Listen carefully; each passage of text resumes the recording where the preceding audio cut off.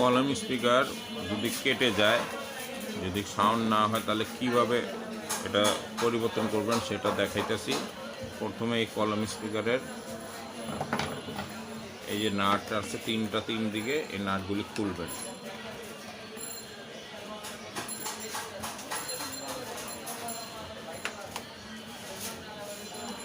Nut তিনটা খুলে ফেলবেন।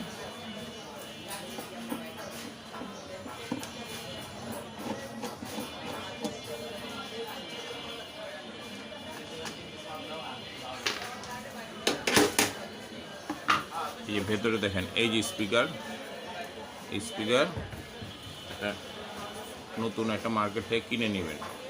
স্পিকার বর্তমানে প্রাইস হলো 280 টাকা। এই স্পিকার একটা কিনে নেবেন, কেনার পরে এই ঢাকনাটাও খুলবেন।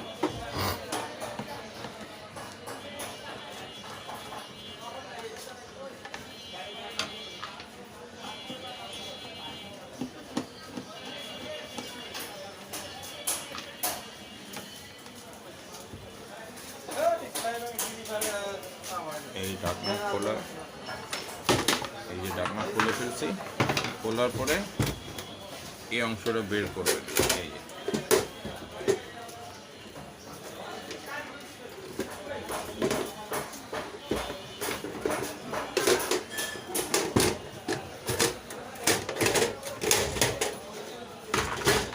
এই যে দেখো, এই যে স্পিকার।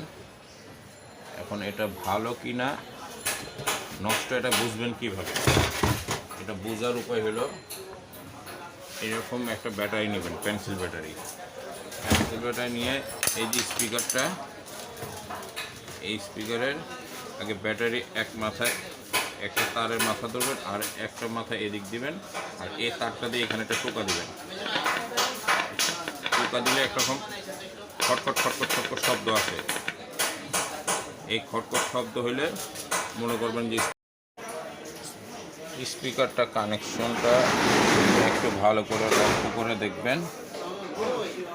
এইখানে একটা স্পিকারের প্লাস আর এইখানে একটা স্পিকারের মাইনাস, এই প্লাস মাইনাস একটা তার দিয়ে ডাইরেক্ট করে দিয়েছে, আর আরেকটা প্লাস ডাইরেক্ট ট্রান্সফর্মার থেকে আসছে, এই মাইনাস ডাইরেক্ট এখান থেকে আসছে। এটা করার কারণটা হলো, এটাকে বলে আমরা সিরিজ লাইন বলি। এই সিরিজ লাইনটা করাতে স্পিকার কোনো সময় দুইটা একসাথে কাটে না, যে কোনো একটা কাটে।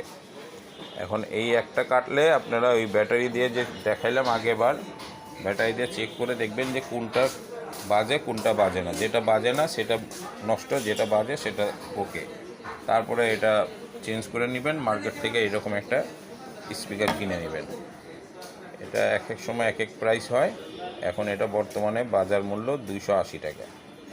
হ্যাঁ, এরকম একটা স্পিকার কিনে নিয়ে বসায় দেবেন, তাহলে আর এটার জন্য কোনো মেকারের কাছে দৌড়াদৌড়ি করতে হবে না। নিজের কাজ নিজেই করে নিতে পারবেন, এবং নিজের কাজ করতে একটা আনন্দ লাগে আলাদা মনের ভেতর।